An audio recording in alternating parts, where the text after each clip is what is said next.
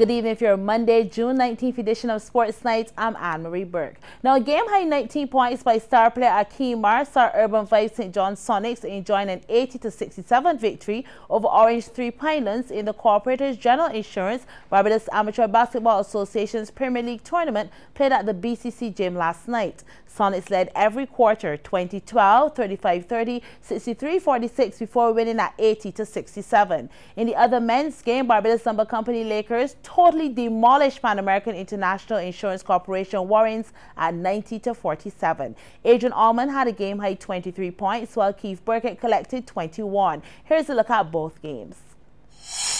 Warriors was really no match for Lakers, as Lakers in the yellow shut them down from early by leading the first quarter at 20-6, and by halftime had a 20-point lead, 43-23. Looking at some third quarter action, Warriors playing catch up. The Lakers defense was gridlocked, so Greg Springer goes from outside the arc. He sinks it. Lakers with possession. Adrian Allman goes in for it, but passes off to the big man Keith Burkett, who gets in on the three-pointer action. Did I say Burkett was a big man? Well, here he is again. 3 more. Omar Boyne on the break. Now, would he take it all the way? He sure did for 2 of his 12 points. But this game was really all Lakers. Adrian Allman to Armand Haynes, who then gives it to Jehu Lafolie. Easy dunk. As the Lakers ended the third with a further lead by 28 points, now 65-37. Final 15, and as they did all game, the Lakers dominated. Making this play all his was Chimaka Brown. The demolition continued. Allman this time posts up 2 of his game-high 23. Yeah, boy, he was enjoying it. Warriors not having their usual tight game. A failed 3. The rebound collected. Passed out again. Another failed attempt, but mocked up nicely by Clive Holder. But the Lakers were unstoppable and dominated the entire game for the 90-47 win. And like the Lakers, Sonics in the green took command of their encounter with Pinelands, although the point margins were a little closer, as at halftime it was a 35-30 scoreline. That was extended further though in the third, as Sonics boosted their game. Akeem Marsh driving through to dunk it. Pinelands wasn't going to just take it that easily though. Nicely faked and put up by Ian Alexander. Stephen Clark goes for it and is rejected, but he gets the rebound and passes to Jamar King, who makes it even better. A big one. Pinelands got some 3-point action of their own. That's Alexander again. But Sonics kept the upper hand. King, the basket, and the foul. As by the end of the third, this 3 from Shane Whitaker helped the 63-46 lead. So to the final going down, Marsh heads up court and finds Ramon Simmons the basket. The Sonics D then stepped up and knocked Simmons to Marsh, and then he's tasked with finishing it. Oh no, he let Clark get the honors. Pinelands hastening their plays to Jeremy Gill. Nice floating layup. But all in a losing cause, as Sonics claimed the win at 80-67. Now, Sheldon Waldron walked away with 2 titles in the recently concluded Touch of Class women's road tennis tournament held at the Dighton Parroch facility in Bush Hall. Waldron took the doubles title with teammate Rachel Smith after defeating Kim and Kiana Holder to claim her first, and then she sealed the deal in the A-class finals with victory over Abigail Haynes in straight sets to make it 2. Meanwhile, Kodesh Week stopped Solange Hofer 20-22, 21-17, 21-17 to take the title in the juniors category. Now here's a look at some of the highlights of the final night. Finals night, Kim and Kiana Holder closest to the screen, taking on the pair of Sheldon Waldron and Rachel Smith in the doubles. Waldron picking up the net. The Holders were on a roll early in this game, up 8-1 at this stage, grabbing another point thanks to Smith. Waldron and Smith, however, bounced back to reduce the deficit and create a lead of their own, up 10-8 before switching sides. The two continued to press on. Waldron with the straight drive down the line. Smith and Waldron would go on to take the doubles title 21-18 after Kiana misses the target on the back arm. On to the novice final between Maria Cumberbatch closest to the screen and Julie Howard. Cumberbatch searching for the angle and missing. Howard, well, she made a few errors of her own, failing to get the ball over the net as Cumberbatch leads 8-4. Cumberbatch maintain her lead to go on and secure the first game 21-19 to stamp her authority on the matchup. Howard came back stronger in the second game, playing with intensity and determination, responding to every shot Cumberbatch had to offer. But indeed, Cumberbatch delivered the special from an acute angle for the point here. Totally unplayable. Cumberbatch going on to seal the novice title, winning the second game 21-18, defeating Julie Howard. To the B-class final now between Asabi Downey, closest to the screen, and Tamisha Flats. Both players displaying excellent ground strokes, backarm and forearm shots. But it was Downey with the error. Flats took the first game 21-19. Downey trying to force a third. That one asking to be hit. Pressure started to mount on Flats as the game began to slip away, repelling the attacks from Downey. But something had to give, and it was Downey large and in charge in the second game, 21-10. On to the third and final game of the set. Who wanted it the most? Downey made it clear she was in it to win it. Extra oomph on the smash. The Flats can't touch. Downey going on to take the B-class title convincingly, winning the third 21-11. Congratulations on the performance. Now to the highly anticipated set between Abigail Haynes, closest to the screen, and Sheldine Waldron. Waldron with doubles title under her belt already. And she was going for the kill in the singles section. But an error here, picking up the woodwork to give Haynes the point. Despite that, Waldron kept the pressure on, moving Haynes from left to right, testing her backarm, which proved to be her strength. Switch it now to the forearm, and a different result. Point to Waldron. Waldron drawing first blood. 21-17, too hot to handle for Haynes, who wasn't finding the right remedy. Waldron continuing her dominance in the second. Backarm slice to Haynes, which sets up the lovely forearm drive for the point. Skip ahead now, game and set point. Waldron, the A-class title in the bag, takes the second game 21-13, defeating Haynes in 2 straight. Damien Best, CBC Sports. And thanks, Damien. Now coming up, Sharon and Wilkie set for a primary school football showdown.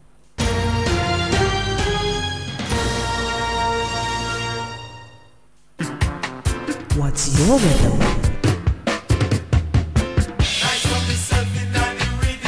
94.7 FM, the rhythm of life. Wayne talked about it would be like a retrograde step if you went into Bashment. You know what? I'm saying no to that. I think that was necessary. I don't set up the thing to make money. But if you have a good season, you will end up with a couple dollars. Let's face reality. If you release songs in this year, right, the way we are in Barbados, they're not going to play next year, you know. You mean if you release it this week, you don't hear it next week? Because it's done and gone. Festival Stage, Mondays, Wednesdays, and Fridays on CBC TV8.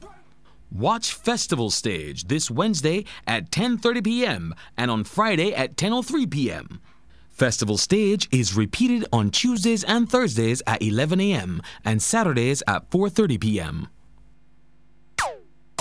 Are you positive? You are negative. HIV free. Are you positive? You are negative. Get tested and see. Are you positive? You are negative. Are you okay? Are you positive? You are negative. Get tested today. Live Up, the Caribbean Media Alliance, in association with Scotiabank, PANCAP, and local ministries and departments of health, are for the 10th anniversary of Regional Testing Day, providing free HIV testing and counselling. Visit us online at ilivup.info for a schedule and full list of testing sites. Shouldn't you know your status? Live up for those you love, protect, and respect. Come on, Get tested. Are you positive you are negative? Live up today.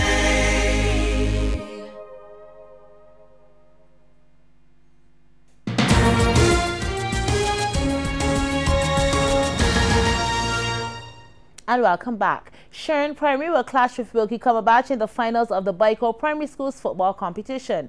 Playing in the semi-finals at the National Stadium today, Sharon defeated St. Giles 3-1, while Wilkie won on a penalty shootout against St. Jude's Primary. Here's CBC's Demi Best again. Semi-finals of the Byco Primary Schools football competition. Sharon in maroon taking on St. Giles. First half action, breakaway down the left. Cross, keeper in no man's land, and Kairos Graves slots it in to make it 1-0. St. Giles under the pump defensively, making a mess on the attempts to clear the ball from danger, and Renako Thompson accepts an open invitation to shoot. That's 2-0 to Sharon. More fireworks in the first half. Foul committed outside the box results in a free kick. That then leads to this whistle for handball in the box. Penalty coming. Thompson for a second goal does the honor. Sharon leading 3-0. St. Giles would pull one back after the ball falls kindly for Kishon Waldron, but that was it for the matchup. Sharon Primary into the finals, winning 3-1. Next up, Wilkie Cumberbatch in green, battling St. Jude's. Opening minutes, Wilkie on a tear down the right, a shot at open goal on the cards, and well, misses everything. St. Jude's goalkeeper under examination, and it was not the 11+. Gets his fingertips to this one. Close call. But you know what? Against the run of play, St. Jude's took the lead. The centre back on this occasion on the carpet, Dante Gill. Well, he picks a spot. Silky smooth. 1-0. No more goals in the first half. Let's go to the second. Shoulder barge. Not going to be allowed. Free kick coming. And somebody, well, put a hand on the ball in the box. And the referee says that's a penalty, points to the spot. Amigo Jordan, well, he handles the business. Jubilation for the all-important equalizer. Well, it stayed that way until the end of normal time. So penalties would have to decide it. Wilkie up first. Lacked the power and placement. Easy save. The captain of St. Jude's now for the lead. Denied by the crossbar. The first player to convert their penalty shot. Jordan, of course. Brilliant. And he's pleased as punch. Can St. Jude's draw level? Access denied. Well, Mario Bess Hinkson now eager to get his shot over with. Mission complete. That's 2-0. A lot resting on the shoulders of Jason Allen to keep St. Jude's in it. Lucky bounce past the keeper. The scoreline 2-1. Dario Blackman, he looked very confident. That's how you take them. Beauty gives his team the 3-1 lead. The scenario now, a save by the keeper, and it's over.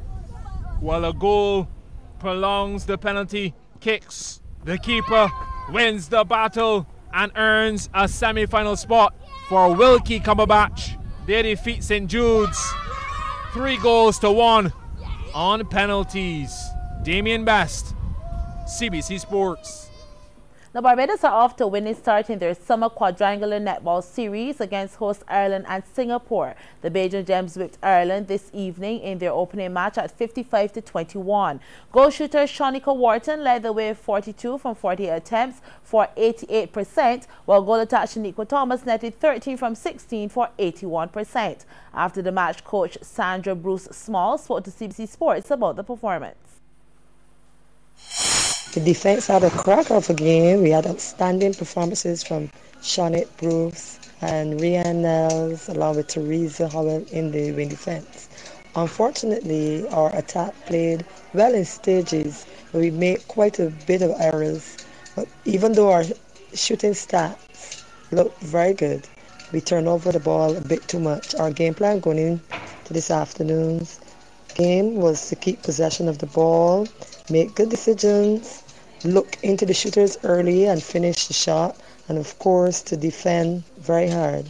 For the rest of the series, we will continue to work on keeping the ball flat, making better decisions, and of course continue with our tight defense. Now the Beijing Gems will take on Singapore tomorrow at 1:30 p.m. Barbados time. Now tomorrow's semi-finals of the Barbados Secondary Schools Netball League competition is set, with the St. Michael's School taking on Leicester Vaughan, while Springer Memorial will come up against Christchurch Foundation. The quarterfinals were decided recently at the Netball Stadium in Waterford, where the matches were very keenly contested. What's up for grabs is the semi-final berth, and this battle features the Aline School up against Christchurch Foundation, and it was Aline who commanded the early exchanges. Goal attack Calista Kelly securing this goal. Aline actually held a 3-goal advantage at halftime, 11-8. That's Kelly again. But Foundation was on a mission and they stepped up their game. Goal shooter Aaliyah Hurdle gets the contact advantage and passes off to goal attack Shiara Chase, who added to the score sheets. Aline was really keeping it a tight game, and their point player was shooter Marissa Corbin. She netted 16 from 28 attempts. But the girls from Churchill had the final say, Chase securing her position. She scored 16 goals to lead in the circle, as Foundation eventually won at 25-20.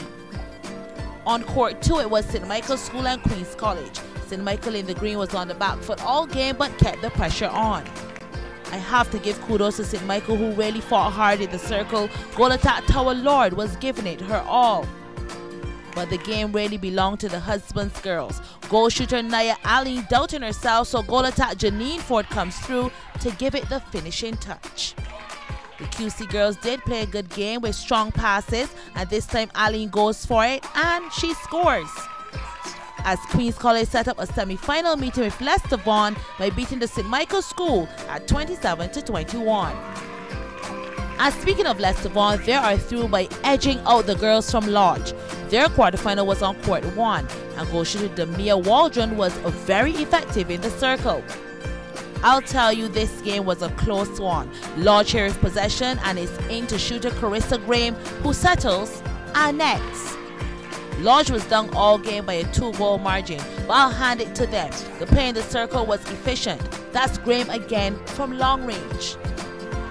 But they came from King Garden to Waterford intent on securing a spot in the semis, and from center to circle it was like clockwork. Leicester Vaughan in command. And that place was secured with a 2-goal win, 17-15. Leicester Vaughan is in, the Lodge School is out. One more spot left, and this is how it looked at halftime. Corrigan Parry up 13-12 over Springer. So who would it be? CP continued their dominant play. Shooter Shanita Watson easily scores, but Springer wasn't having it. Jada Smith leading the charge in the circle. Springer then stepped up their defense too, nicely intercepted, backed up by a strong pass into the right player, and the teamwork in the circle equated to goals. That's attack Rashana Thorne. CP trying to keep it a tight game, and some defensive errors helped the cause. But you know the Government Hill girls, they fight to the very end, and they conquered CP at 29-24. Now they'll meet Foundation, as the semis have now all been decided. And still to come, the Grass writes his name in the history books on the track.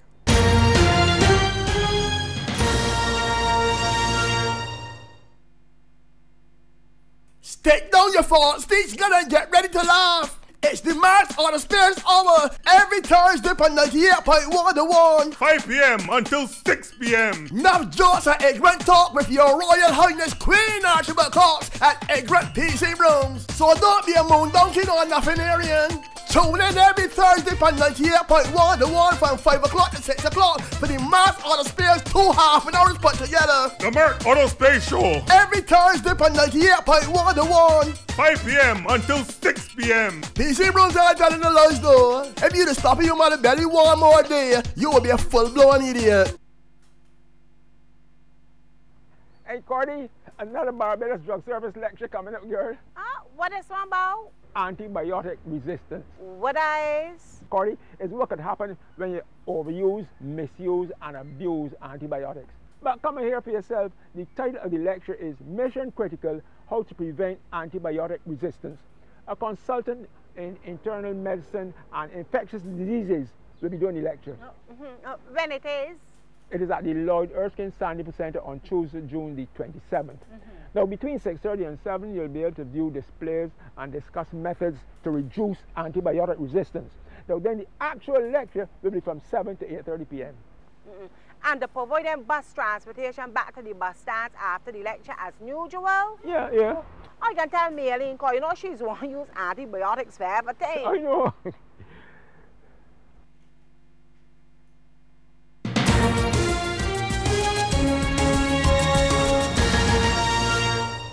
Now, the Canadian Olympic bronze medalist Andre de Grasse ran an impressive win-assisted 9.69 seconds in the men's 100 meters at the Stockholm Diamond League yesterday to clock the third fastest time ever under any condition. That time ties the 9.69 win-aided ran by Barbadian Olympic bronze medalist Obadele Thompson set back in 1996.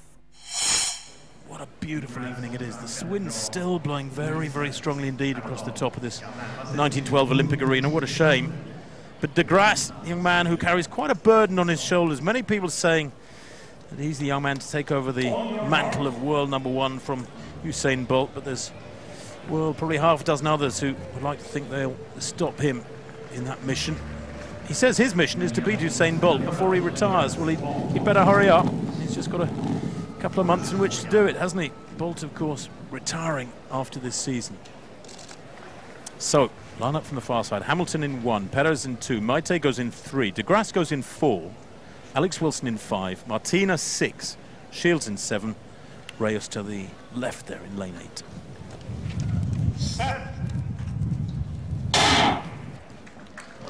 Well, away they go, keeps very low, de Grasse leading at the moment marginally. Good running through from Perez in lane 2, but de Grasse is dragging Maite with him, although he eases away over the second half to win it by 1.5 meters or 2 meters. And look at the time, 9.70, the wind plus 4.8. And I've noticed that Barbadian Shane Brathwaite collected the bronze medal in the men's 110-meter hurdles in 13.25 seconds. We'll have highlights from that race tomorrow night. Now, time to tell you what's happening in sports on Tuesday. The finals of the Barbados Secondary Schools on the 13th final between Queen's College and Christchurch Foundation is set for 3:15 p.m. at the Netball Stadium. And then the semi-finals in the under-15 section gets underway from 4:15 p.m. Christchurch Foundation will take on Springer Memorial, while Leicester will clash with Queen's College. Now, there's round 2 of the Pine Hill Dairy Primary School's netball competition that continues at the Netball Stadium starting at 9:30 a.m. A few feet away at the National Stadium, the final of the Bikewell Primary School's football competition will be in action. The third place playoff features St. Giles versus St. Jude's that starts at 10, while the finals between Sharon Primary and Wilkie Cumberbatch is set for 11 a.m. The second quarterfinal of the BCA Sagicor T20 tournament will see Crane Resort St. Catherine battle Master United Insurance Building at 7 p.m.